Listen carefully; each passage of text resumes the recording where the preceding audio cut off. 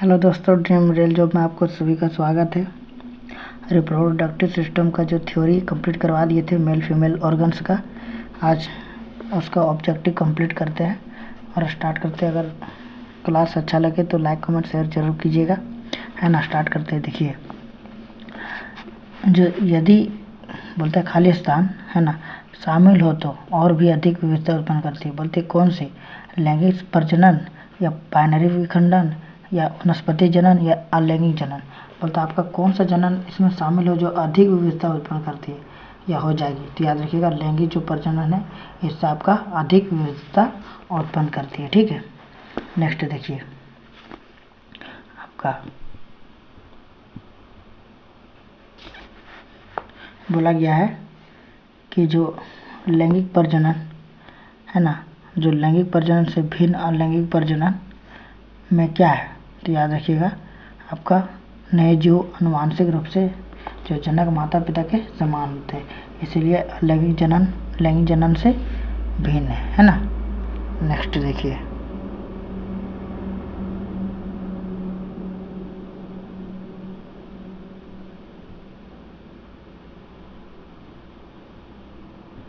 थोड़ा वीडियो को सेट करते हैं, है ना।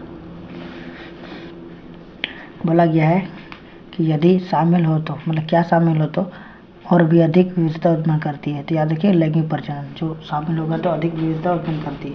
सेकेंड नंबर बोलता है अलैंगिक प्रजनन। लैंगिक प्रजनन से भिन्न क्यों? क्योंकि अलैंगिक प्रजनन में जो नए जीव आनुवांशिक रूप से जनक जो माता पिता के समान होते हैं, इसलिए लैंगिक जनन से भिन्न है ना, लैंगिक जनन में, है ना। नेक्स्ट देखिए, तीसरा नंबर, जो पुरुष में प्राथमिक यौन अंग कौन सा होता है, जो मतलब जो जनन अंग होता है पुरुष का, वो कौन सा होता है। तो याद रखिएगा, आपका विरसन होता है। कौन सा होता है? विरसन होता है ना, जिसको हम लोग टेस्टिस बोलते हैं, है ना। नेक्स्ट देखिए, बोलता है सिंगेमी जो कहलाता है, क्या कहलाता है सिंगेमी। हमेशा याद रखिएगा, आपका एक शुक्राणु और एक अंडाणु या युग्मनक जो होता है उसको हम लोग सिंगेमी कहते हैं ना, सिंगेमी, है ना। नेक्स्ट देखिए, बोला गया है कि जो बढ़ते भ्रूण के धारण और पोषण के लिए हर महीने मादा प्रजनन प्रणाली का कौन सा हिस्सा अपने आप को तैयार करता है। तो याद रखिएगा, ये आपका गर्भाशय करता है। नेक्स्ट देखिए, मानव नरों में जो आपका मूत्र और वीर्य के प्रवाह के लिए एक ही मार्ग होता है, कौन सा होता है। याद रखिए, आपका मूत्र मार्ग होता है। नेक्स्ट देखिए, गतिशील जीवाणु कोशिका को कहाँ रखा जाता है। तो जो गतिशील जीवाणु कोशिका को आपका नर युग्म में रखा जाता है। नेक्स्ट देखिए, जो अंड और अंडाशय के कोख में किसके माध्यम से लाया जाता है। तो याद रखिए, आपका डिम्ब वाहिनी में जो फिलिपियन ट्यूब होता है उसके माध्यम से लाया जाता है। ठीक है, नेक्स्ट, अमीबा में प्रजनन कैसे होता है। तो याद रखिए, जो अमीबा में प्रजनन होता है आपका विखंडन द्वारा होता है।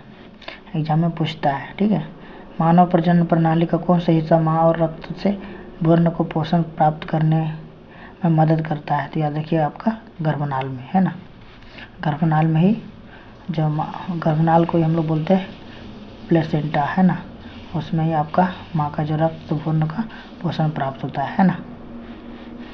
देखिए, जो इम्प्लामेंटेशन किसकी प्रक्रिया से होता है। तो इम्प्लामेंटेशन आपका एक गर्भाशय के लाइनिंग में जो युग्मनज का जुड़ना होता है उससे प्राप्त होता है, प्रक्रिया स्टार्ट होता है ना। नेक्स्ट देखिए, जो प्रोस्टेट ग्रंथि होता है किसके नीचे मौजूद होता है। याद रखिए, मूत्राशय के नीचे प्रोस्टेट ग्रंथि होती है। नेक्स्ट देखिए, मानव शरीर में प्रोस्टेट जो होता है आपका एक क्या है, तो ग्रंथि है। प्रोस्टेट क्या है, तो आपका एक ग्रंथि है। ठीक है, नेक्स्ट देखिए, उस अंग का नाम दे जहाँ भ्रूण विकसित होता है।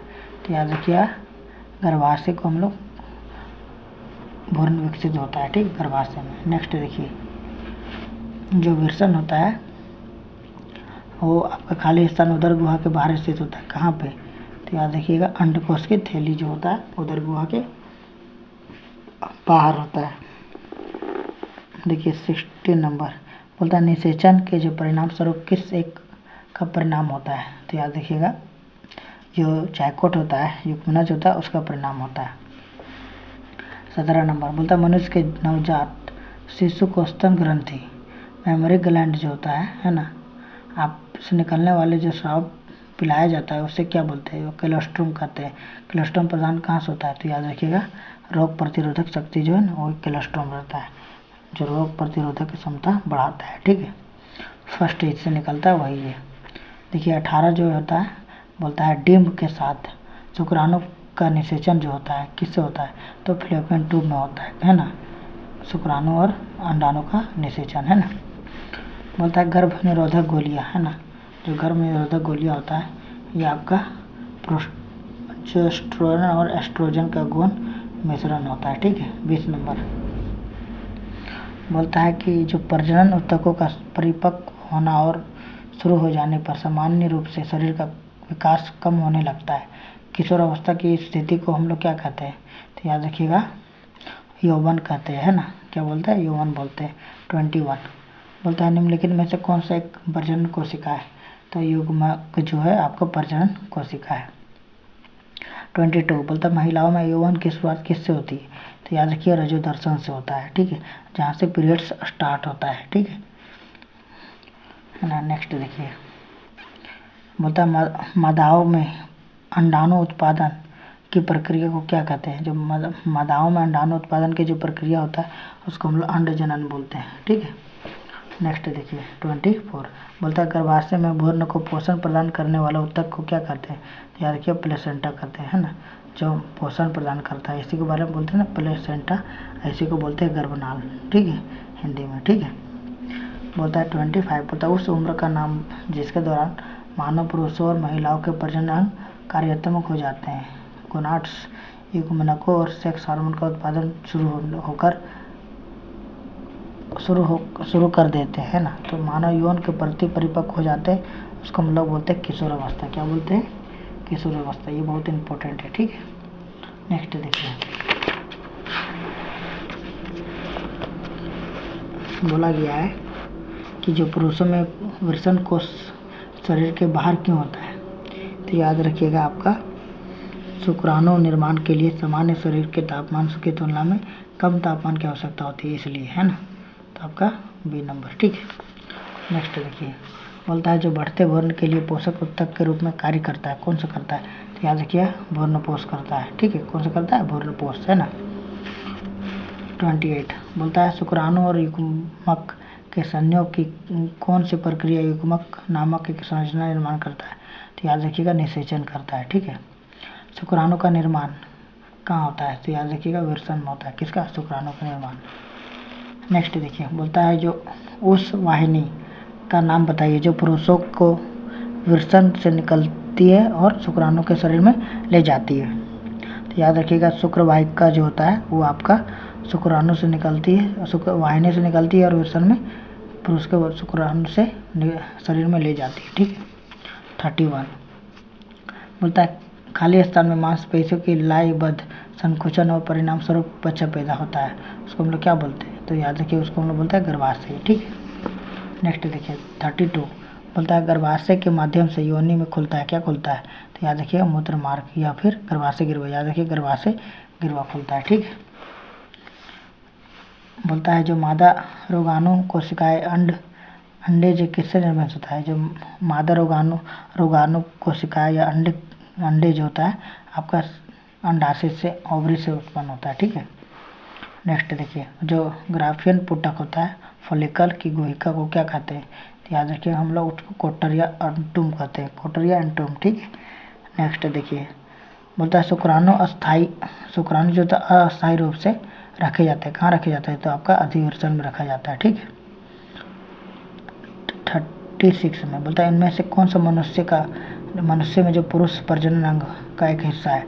तो याद रखिए शुक्रवाहिका एक मनुष्य के जो पुरुष है उसका प्रजनन अंग का एक हिस्सा है। ठीक है, बाकी ये गर्भाशय नाल गर्भाशय और अंडाशय ये आपका महिलाओं का है। बोलता है निम्नलिखित में से कौन सा मानव में पुरुष प्रजनन प्रणाली का हिस्सा नहीं है? तो मानव में नहीं है। तो याद रखिए अंडाशय जो होता है ओवरी ये आपका मानव मतलब पुरुष में नहीं है। बाकी अंडकोश वृषण और शुक्रवाहिका आपका क्या है?